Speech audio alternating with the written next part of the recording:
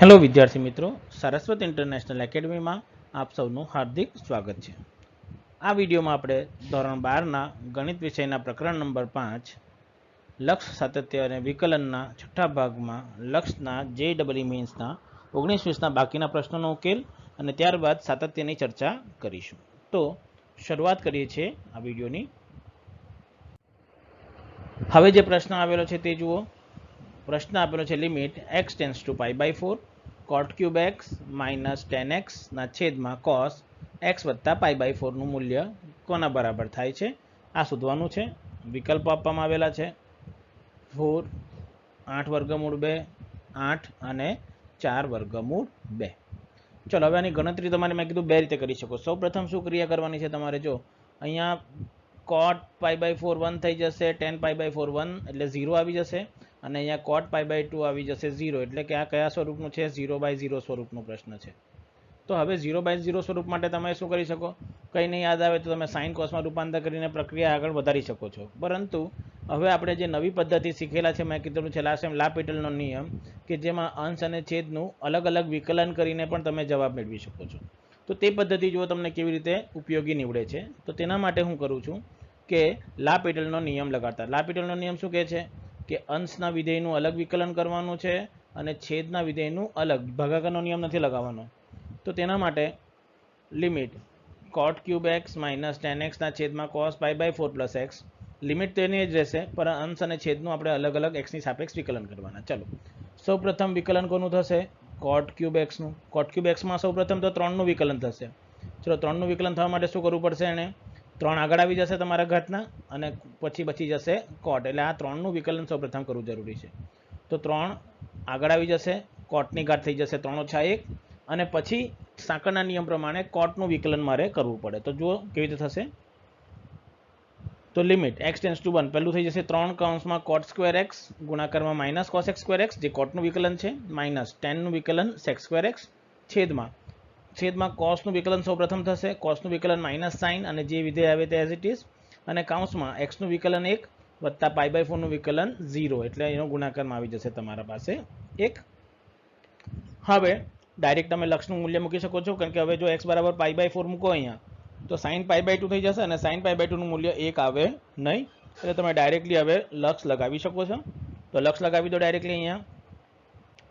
તો લક્ષ લગાવશો તો તમને જોવા મળશે 3 કૌંસમાં cot square π/4 minus cos x square π/4 minus sec square π/4 ના છેદમાં sin માઇનસ sin π/4 પ્લસ π/4। ચલો આ તો ખબર છે કે sin π/4 પ્લસ π/4 થઈ જશે π/2 એટલે 1, cosec π/4 એટલે વર્ગમૂળ 2 નો વર્ગ અને બહાર માઇનસ છે યાદ રાખજો, પછી sec x એટલે એ પણ વર્ગમૂળ 2 નો વર્ગ થઈ જશે। તો અને cot π/4 નું મૂલ્ય આપણને ખબર જ છે કે 1 આવે છે, તો તે મૂકી દો મૂલ્ય, તો આપણને મળે છે 3 કૌંસમાં 1 નો વર્ગ માઇનસ ઓફ વર્ગમૂળ 2 નો વર્ગ માઇનસ વર્ગમૂળ 2 નો વર્ગ ના છેદમાં -1। ચલો સાદુરૂપ કઈ રીતે થશે તે જુઓ।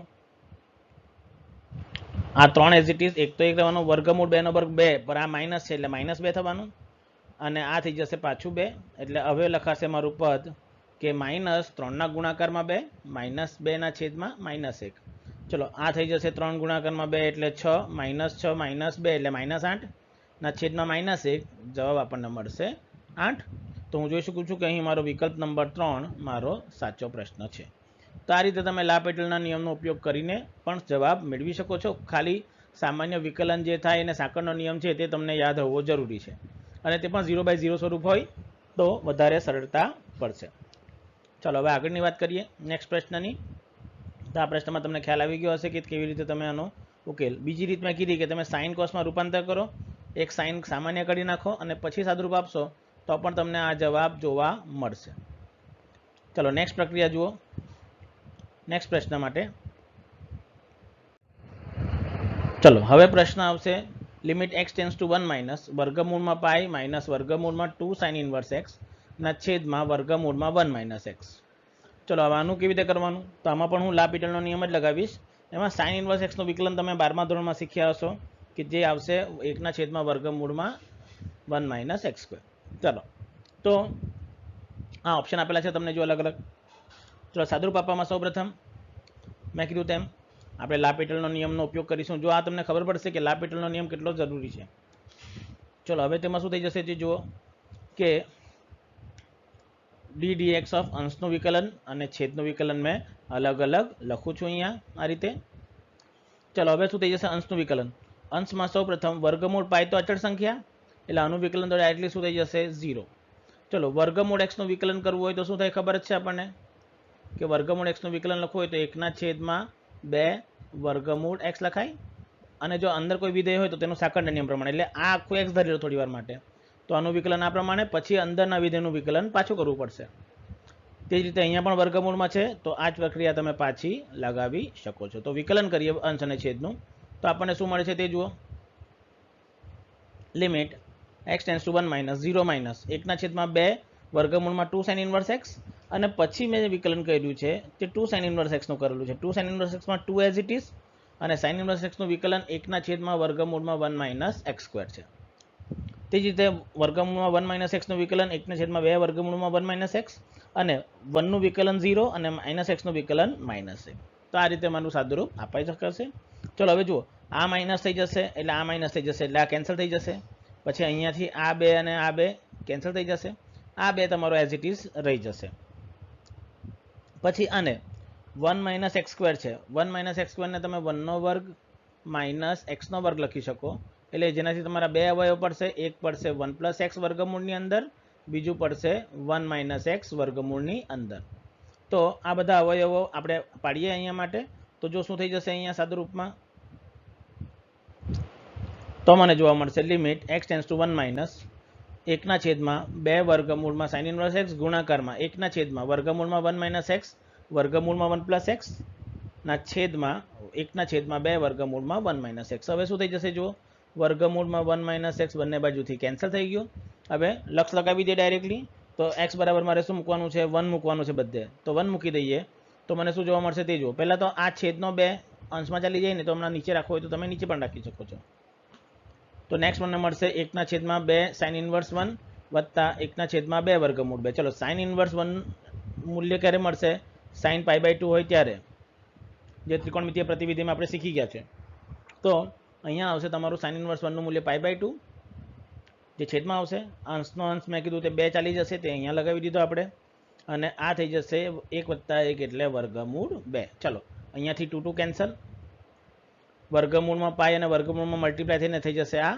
હવે વર્ગમૂળ 2 ને તમે કેન્સલ કરીને અહીંયા વર્ગમૂળ 2 લખી શકો છો એટલે મારું સાદુરૂપ આવશે આખા વર્ગમૂળમાં 2/પાઈ.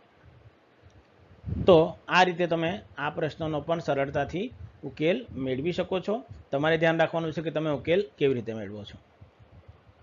તો આ પ્રમાણે લાપિટલનો નિયમ તમે ઉપયોગ કરી શકો છો. હા ઘણી વખત એવું આવે કે લાપિટલનો નિયમ બહુ મોટો થઈ જાય અને સાદુરૂપ તમારું બહુ નાનું થઈ જાય તો એવું જરૂર નથી કે દર વખતે લાપિટલનો નિયમ જ તમને કામ લાગે. ઘણા બધા પ્રશ્નો એવા હશે કે જે તમે ડાયરેક્ટ પણ ઉકેલી શકો છો. તો તેવા જ પ્રશ્ન તરફ બીજા આગળ વધીએ. બીજો પ્રશ્ન છે limit x tends to 0 sin square x વર્ગમૂળમાં 2 1 માઇનસ વર્ગમૂળમાં 1 minus cos x 1 plus cos x અને 4√2 2 વર્ગમૂળ 2 અને વર્ગમૂળ 2. ચલો હવે આ પ્રશ્ન હું તમને હોમવર્કમાં આપું છું. આ તમારે જાતે ટ્રાય કરવાનો છે કે કેવી રીતે પણ લાપિટલનો નિયમ તમે લગાવો તો લાપિટલનો નિયમ લગાવી દો. પરંતુ લાપિટલનો નિયમ લગાવશો તો અંશ અને છેદનું 2 વાર વિકલન કરવું પડશે એટલે અહીં લાપિટલનો નિયમ તમારો લાંબો પડી જાય છે.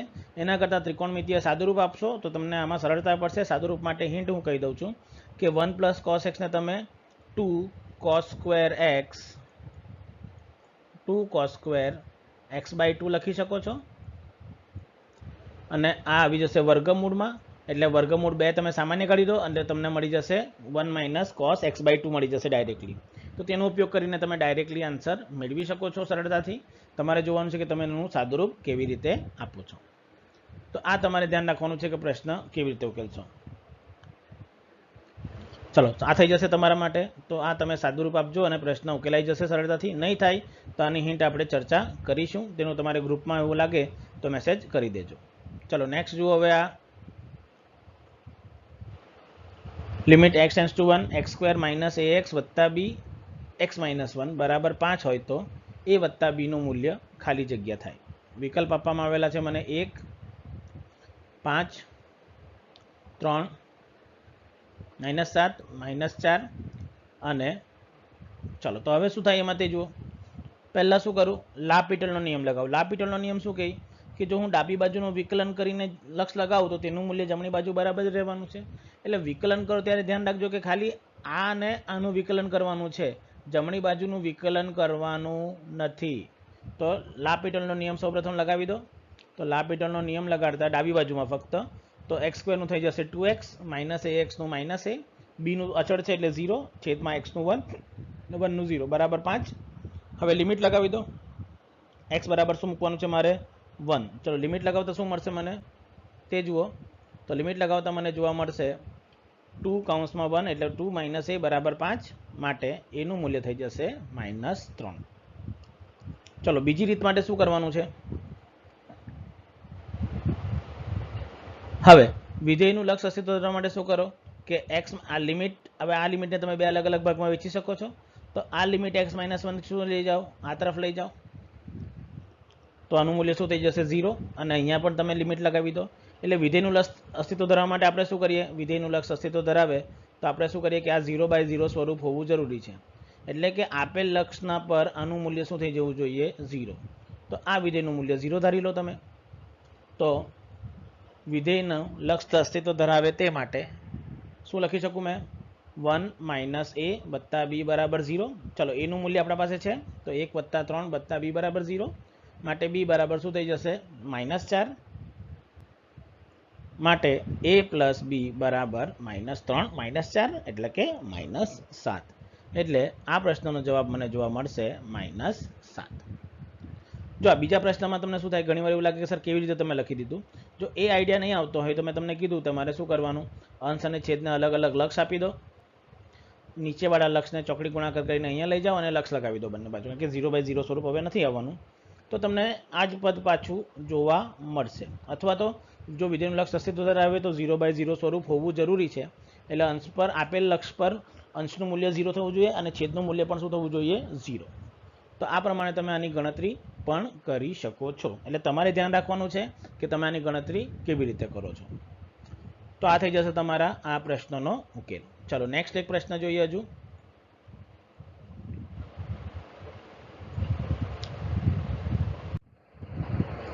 નેક્સ્ટ પ્રશ્ન છે limit x tends to 0 x + 2 sin x ના છેદમાં વર્ગમૂળમાં x² + 2 sin x + 1 માઇનસ વર્ગમૂળમાં sin² x - x + 1 બરાબર શું થાય. ચલો પ્રશ્ન છે, વિકલ્પ આપેલા છે આપણને 1 3 2 અને 6. ચલો અહીંયા શું કરવાનું છે પાછું, મેં કીધું તેમ જો છેદમાં શું આપેલું છે વર્ગમૂળ. સૌ પ્રથમ મારે શું લેવી પડે, કરણી લેવી પડે. વર્ગમૂળ છેદમાં ચાલે નહીં આપણે, તો અનુબંધ વડે કરણી લઈ લો આની. તો માટે લિમિટ x ટેન્ડ્સ ટુ 0, પ્રથમ પદ તો એઝ ઇટ ઇઝ છે, મારે કરણી કોના વડે લેવી પડશે વર્ગમૂળમાં x² + 2 sin x + 1 વત્તા વચ્ચે પ્લસનું ચિહ્ન હોવું જોઈએ. તો વત્તાના ચિહ્ન વડે ગુણાકાર અને વત્તાના ચિહ્ન વડે મેં શું કરી નાખું છું ભાગાકાર. ચાલો છેદમાં તો a² - b² થઈ જશે અને ઉપર એઝ ઇટ ઇઝ વિધેય રહી જશે. એટલે મેં શું કરું છું અંશમાં વિધેય એઝ ઇટ ઇઝ લખી દઉં છું x કૌંસમાં 2 sin x, બીજા કૌંસમાં વર્ગમૂળ વાળો જે પદ છે કરણીમાં લીધેલું તે છેદમાં હવે થઈ જશે જો a² એટલે x² 2 sin x + 1 અને અહીંયા -b² એટલે આનો વર્ગ થઈ જશે અને માઇનસ ચિહ્ન તમે અલગ કરી નાખો ગુણાકારમાં એટલે ચિહ્ન બધા બદલાઈને આ થઈ જશે. ચલો હવે શું થઈ જશે તે જુઓ, અહીંયાથી આ બંને વિધેય શું થઈ જશે કેન્સલ થઈ જશે. હવે ઉકેલ મેળવવા માટે શું કરવું કે જો હમણાં પણ કંઈક સાદું રૂપ મને મળી શકે નહીં તો ત્રિકોણમિતિમાં મને શું દેખાય છે x સાઇન દેખાય છે. તો આપણને ખબર છે કે sin x/x બને તો આન્સર શું થઈ જશે 1. તો હું કરું છું કે અંશ અને છેદને x વડે ભાગાકાર કરું છું. તો મેં લખી દો આ પદને limit x tends to 0 x + 2 sin x ના છેદમાં x વર્ગમૂળ વાળું પદ એઝ ઇટ ઇઝ, એમાં કોઈ પણ ભાગાકાર કરતો નથી, મારે એક જ ગુણાકારમાં છે જો અહીંયા, એટલે ગુણાકારમાં કોઈ પણ એક પદ સાથે ભાગાકારમાં x લેવાનો છે અને છેદમાં લખી દઉં છું x. ચલો અલગ અલગ વિસ્તરણ કરી નાખવાનું તો શું થઈ જશે જો આ x કેન્સલ થઈ જશે 1 બનાવશે અને આ થઈ જશે sin x/x. તે રીતે અહીંયા x² અને x કેન્સલ થઈને x બનાવશે, sin x/x બનશે ને તે રીતે આખું વિસ્તરણ તમે કરી શકો છો. તો આપણે વિસ્તરણ કરીએ આખું તો કંઈક આ રીતે તૈયાર થશે પદ limit x tends to 0 1 + 2 sin x/x અંશમાં પછી વર્ગમૂળ વાળું પદ એઝ ઇટ ઇઝ છેદમાં x + 2 sin x/x minus sin x/x sin x plus 1. હવે તમે લિમિટ લગાવી દો તો બહુ સરળતાથી થઈ જશે. લિમિટ લગાવો બધે તો શું થઈ જશે? જુઓ અહીંયા લિમિટ લગાવો તો x બરાબર 0, તો લિમિટ લગાવશો તો sin x બાય x 1, અહીંયા પણ આ 1, અહીંયા પણ આ 1, આ 0, આ શું થઈ જશે? 0, આ પણ 0, આ પણ 0, આ પણ 0 અને આ પણ 0 થઈ જશે. તો બધે મૂલ્ય લગાવી દો તો આપણને જોવા મળશે 1 પ્લસ 2 ઇન્ટુ 1 છેદમાં 0 પ્લસ 0 પ્લસ 1 વત્તા 0 પ્લસ 0 માઇનસ 0 પ્લસ 1 છેદમાં 0 plus 2 into 1 minus 1 into 0 plus 1. ચાલો હવે શું થઈ જશે? સાદુરૂપ થઈ જુઓ. 2 વત્તા 1 3, વર્ગમૂળ 1 એટલે 1, પાછું વર્ગમૂળ 1 એટલે 1, 1 વત્તા 1 એટલે આ થઈ જશે 2 અને આ થઈ જશે 2 વત્તા 1 એટલે 3. એટલે સાદુરૂપમાં મને જોવા મળશે 3 ગુણાકારમાં 2 ના છેદમાં 3. બંને 3 3 કેન્સલ કરી નાખશો એટલે તમને જવાબ જોવા મળશે 2. તો અહીં મારો વિકલ્પ ત્રીજો કે ચોથો જેમાં બી 2 આન્સર આપેલો છે તે મારો શું છે? સાચો જવાબ. જો 2 આન્સર સાચો છે, બીજો વિકલ્પ સાચો નથી, યાદ રાખજો, કન્ફ્યુઝન નહીં કરતા. એટલે ધ્યાન રાખજો, જે વિકલ્પમાં 2 આન્સર આપેલો છે તે મારો સાચો જવાબ છે. તો આ બધા પ્રશ્ન લક્ષ્ય પર આધારિત હતા જે જેઈ 2019 અને જેઈ 2020માં પૂછાયા હતા. હવે આપણે ચર્ચા કરીશું સાતત્યના પ્રશ્નોની, કે સાતત્યના પ્રશ્નોનો તમે લક્ષ્યની રીતે ઉપયોગ કરીને જવાબ કેવી રીતે મેળવશો. ચાલો તેની ચર્ચા કરીશું. તો હવે આવશે સાતત્ય. તો સાતત્ય એટલે શું? કે જો વિધેય f એ c ને સમાવતા કોઈ અંતરાલ ab પર વ્યાખ્યાયિત છે. આપણે કોઈ અંતરાલ પર વિધેયને વ્યાખ્યાયિત કરેલું છે જ્યાં c એક વાસ્તવિક સંખ્યા છે, એ પણ યાદ રાખજો. તો ધારો કે મારો કોઈ વિધેય f એ c ને સમાવતા કોઈ અંતરાલ ab પર વ્યાખ્યાયિત હોવું જોઈએ અને c r એક વાસ્તવિક સંખ્યા હોય ત્યારે જ. તો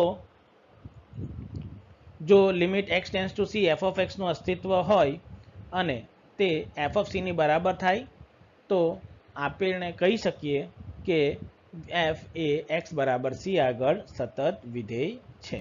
મેં કીધું કે જો વિધેયના લક્ષનું અસ્તિત્વ હોય અને તેનું મૂલ્ય f of c બરાબર છે. વિધેયનું લક્ષ અસ્તિત્વ કેવી રીતે આવે? LHL બરાબર RHL. તો તેની આપણે ચર્ચા કરી દઈએ પાછું, કે એટલે કે બીજા શબ્દોમાં કહીએ કે limit x tends to c plus f of x અને limit x tends to c minus f of x નું અસ્તિત્વ હોય અને તે બંને f of c ના બરાબર હોય તો કહી શકીએ આપણે કે લક્ષ